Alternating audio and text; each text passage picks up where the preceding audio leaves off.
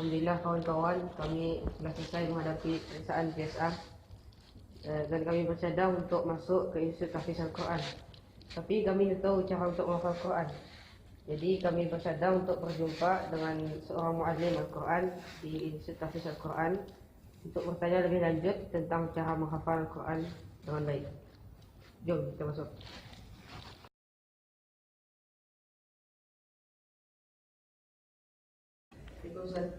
Waalaikumsalam warahmatullahi wabarakatuh. Ada tamu. Abdul Aziz, apa khabar? Ismaili, apa khabar? Silakan duk. Apa khabar? Apa khabar? Baik. Alhamdulillah. Macam mana PSR? Okey? Okey. Apa jawab dengan lancar, baik? Agak mendapat 5A? InsyaAllah Ustaz. Allah mudah-mudahan. Amin. Apa perancangan lepas ni?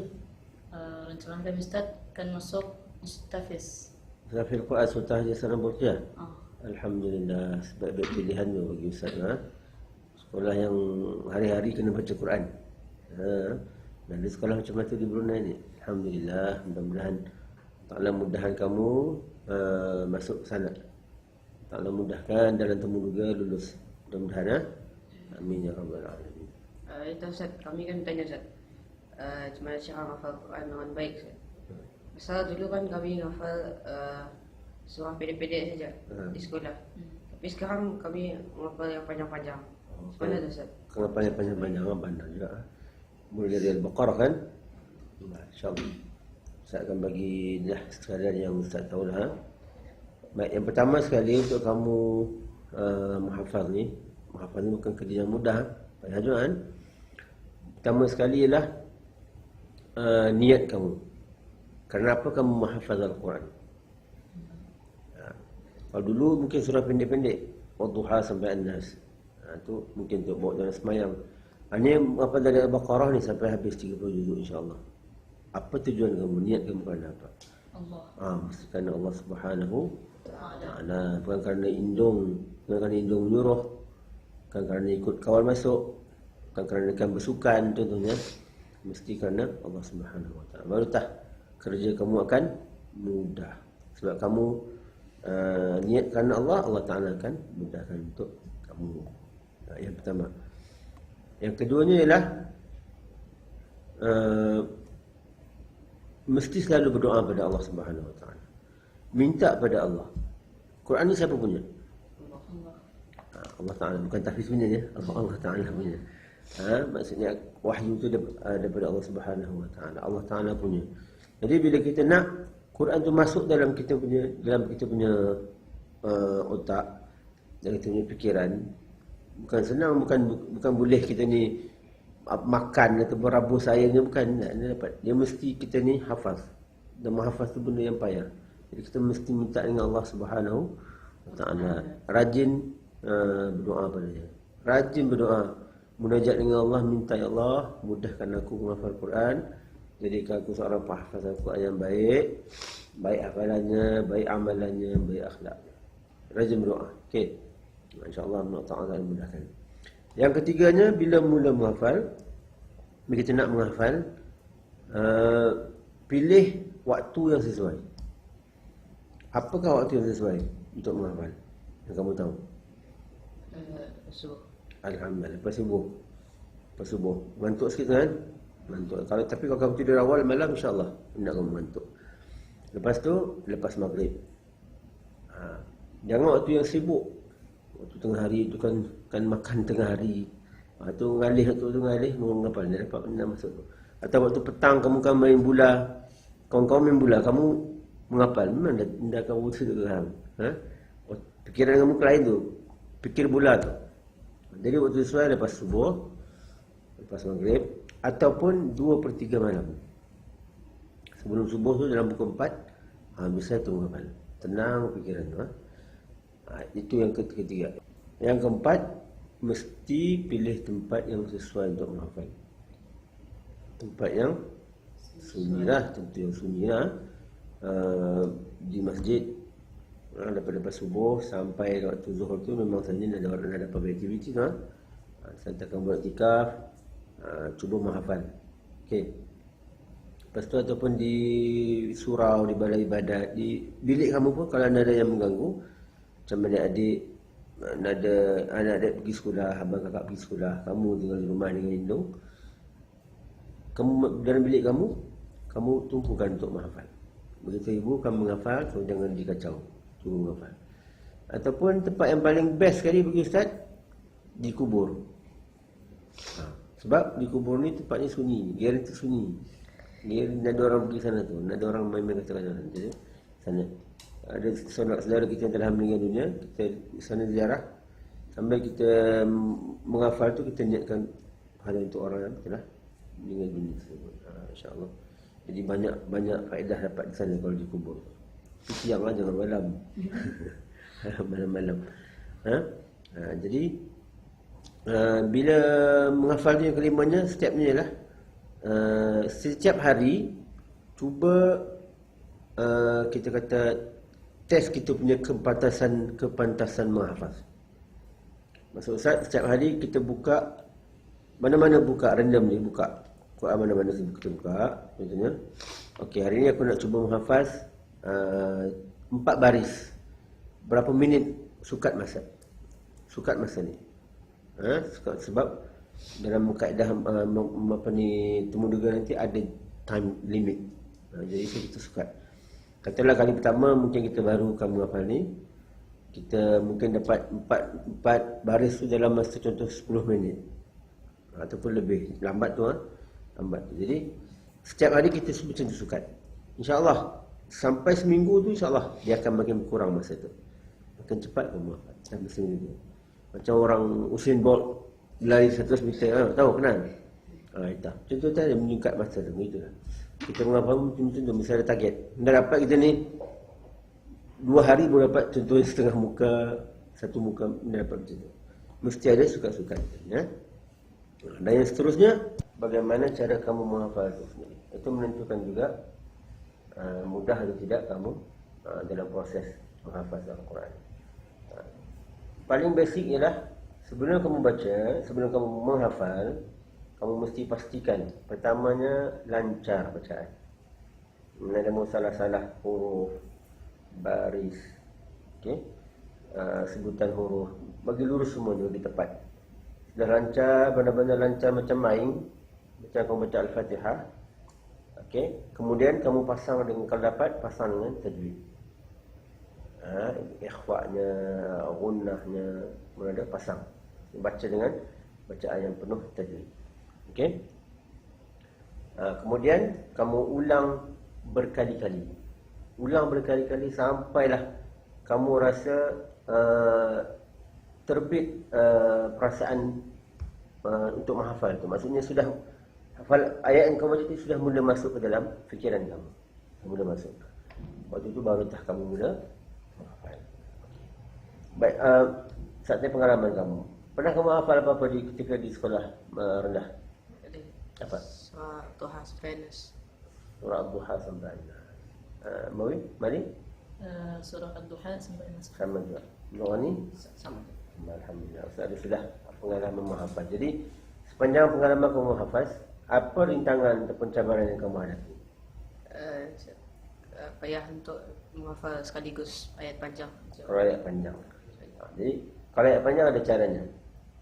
Biasalah kita ni apa-apa kita nak hafal pun tak boleh sekaligus. Memang payah masuk tu. Yang kita menghafal, makan pun dia dapat tu. Sepinggan nasi goreng tu pun semua sekali kan dia masuk. Dia dapat tu. Gajah pun sedap tu orang tu. Dia mesti sedikit demi sedikit. Sama dengan ayat Quran. Jadi caranya macam ni. Okay, sebagai contoh kita baca daripada surah Ali Imran juzuk 4 kita baca. Ayatnya agak panjang. Lebih kurang 1 baris setengah satu ayat. Jadi kalau kita akan baca terus hafal 1 baris setengah ni memang agak payahlah. Kecuali orang yang pro. Kalau yang pro sak ataupun yang semi pro susahlah sikit. Jadi caranya macam mana? Kita bahagikan. Kalau boleh bahagi 2 misal supaya tidak banyak sangat pecahan. Kalau banyak pecahan payah.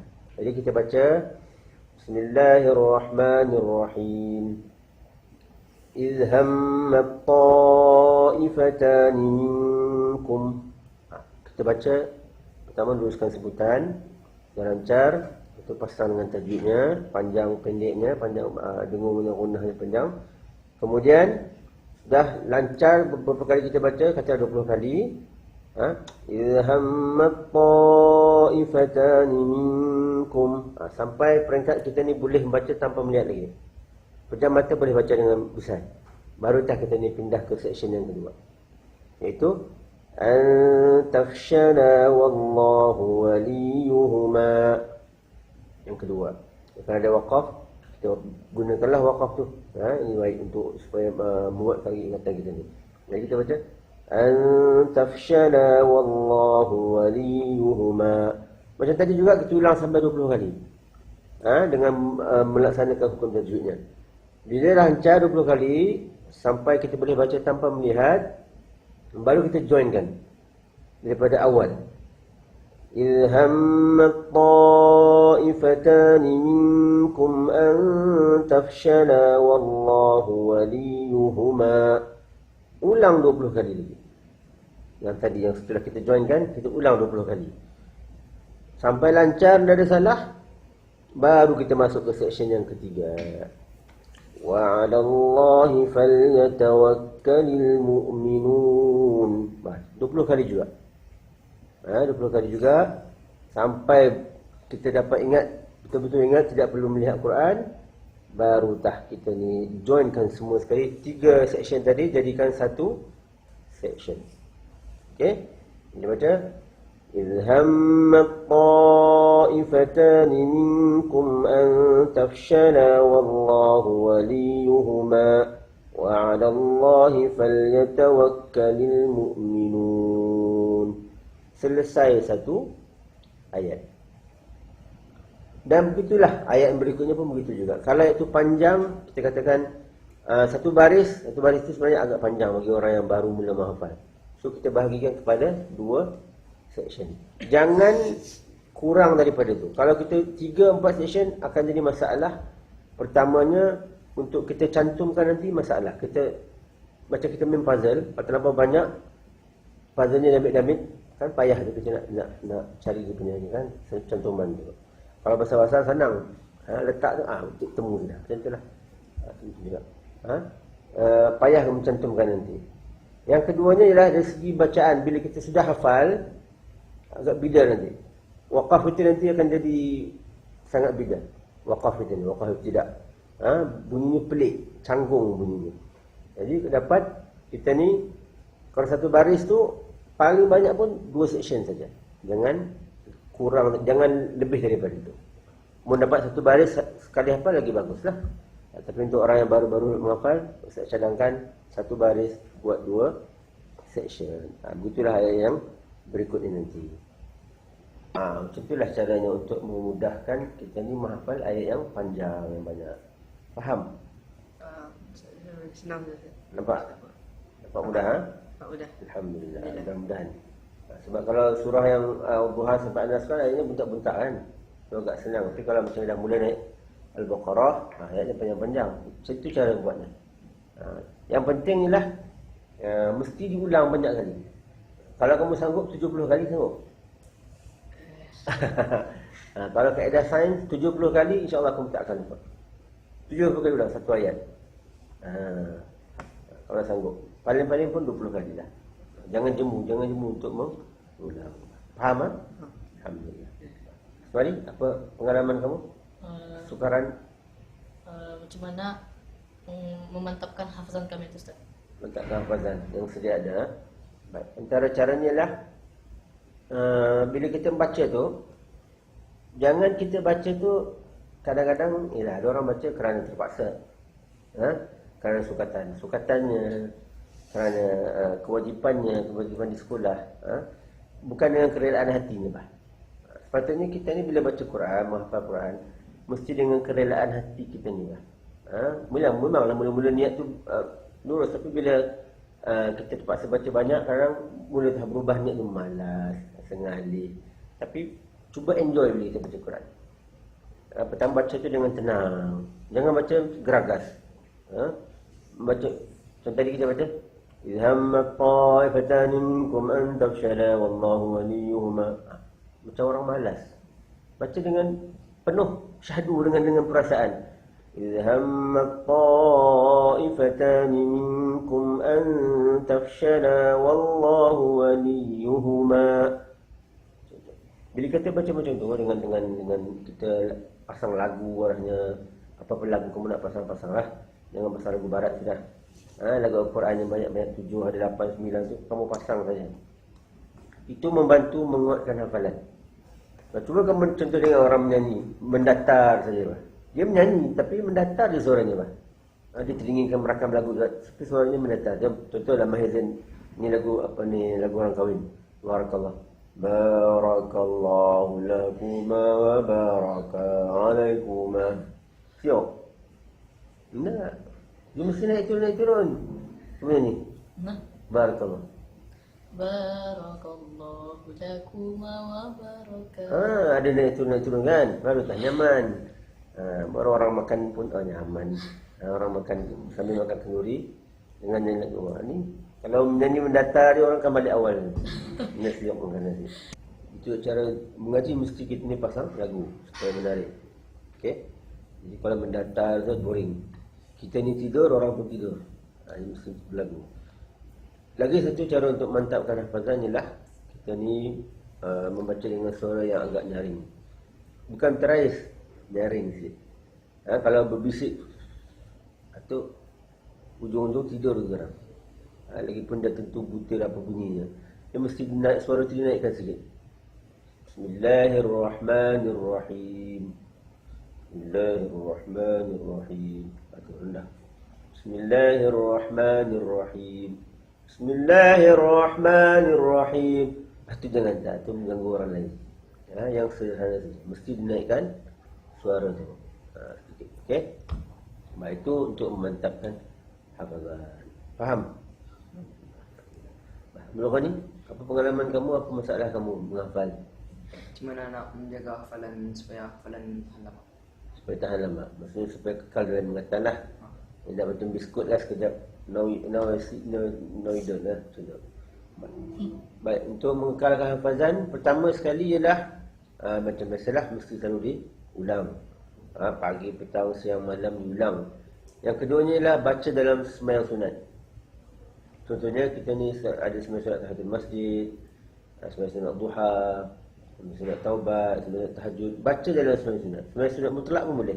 Nada kerja apa kan dibuat, ambil sejadah, ya Allah akbar, mutlak. Baca dalam sembahyang sunat. Sebab bila kita baca dalam solat sunat, hafazan tu akan jadi lebih kuat, lebih mantap. Okey. Yang keduanya ialah selalukan tebuk menebuk. Contohnya hari ni genap kamu hafal 20 muka surat yang benar. Dah kamu ulang bagi lancar, kamu panggil kawan, rakan, adik, kakak kah yang pandai baca Quran, okey. Tebuk tah di mana-mana, buka tah di mana-mana. Atas bawah, tanya saja di mana-mana. Kalau kamu dapat jawab, boleh baca dengan baik, lancar, itu maksudnya alhamdulillah. Ingatan kamu telah kuat. Itu caranya, mesti tebuk menebuk. Kalau setakat baca sendiri itu belum mantap begitu, belum pasti kuat atau tidak.